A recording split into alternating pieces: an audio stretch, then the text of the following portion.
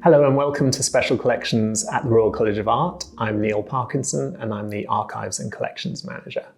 And today I'm going to show you a few issues of ARK, which was the famous RCA student journal that was produced from the 1950s up until the 1970s. And it was established by one of our students, Jack Stafford. So the very first issue, which came out in 1950, was quite a traditional looking publication, despite the attempts to make it something quite radical. It's full of a lot of kind of black and white line drawings and a lot of reflective, bucolic tales of particularly a pre-war England. It was very English in many respects in its sensibility. So it wasn't terribly surprising or radical from the start. A later issue, for instance, was also celebrating the Festival of Britain in 1951 and the RCA's contribution to that. But it was very monochrome and it was very traditional in a way. But that all changed with the arrival of two students from the Central School, Raymond Hawkey and Len Dayton, who took over the design of ARK in 1954. And the cover of this particular issue, for instance, was the first one that had photography on the front.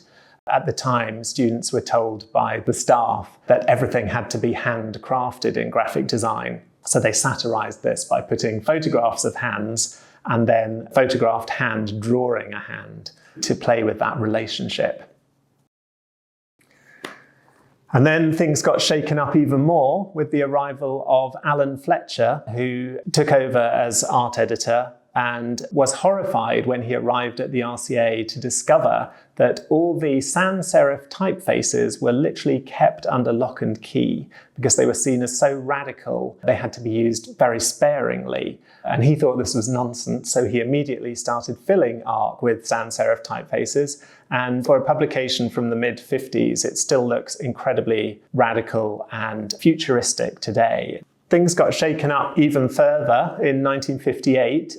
This is ARK 24, though you wouldn't know it from the cover because it doesn't say what it's called and it doesn't say the issue number anywhere on it. The editor was a painting student, Roddy Maud Roxby, and he was very connected to the situationist and spatialist movements of artists. And he got the Italian spatialist Lucio Fontana to provide this cover in this sort of shocking day-glow orange.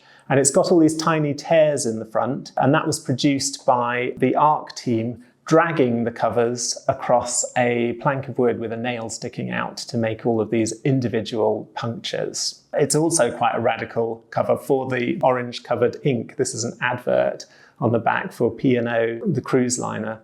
The orange day-glow ink had literally just been invented a few months before and the students put it to use immediately.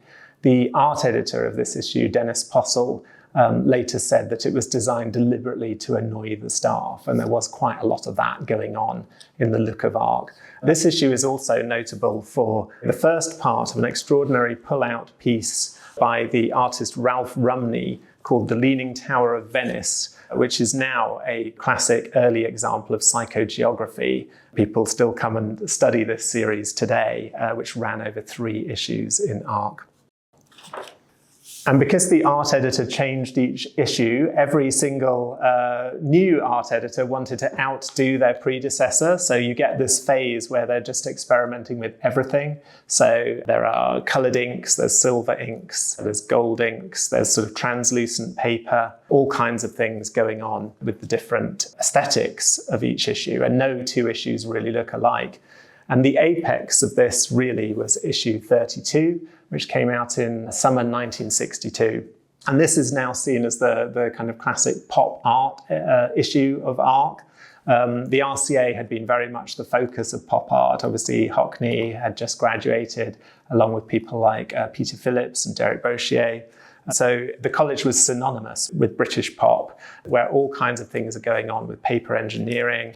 There's all kinds of board games, there's pullouts, there's cutout masks and things. But in particular, what's really notable about it is this tiny little publication that's attached inside the magazine called a kit of images. And what this was supposed to be was a series of ephemeral images that readers could cut up and reassemble in order to make their own piece of pop art. So in a way, the students are already satirizing the pop art movement by making it seem sort of so ephemeral and disposable. ARK continued for another 15 years or so. It eventually ceased publication in the late 70s, but it's still a really important part of college history. People write books about it, people come and study it all the time.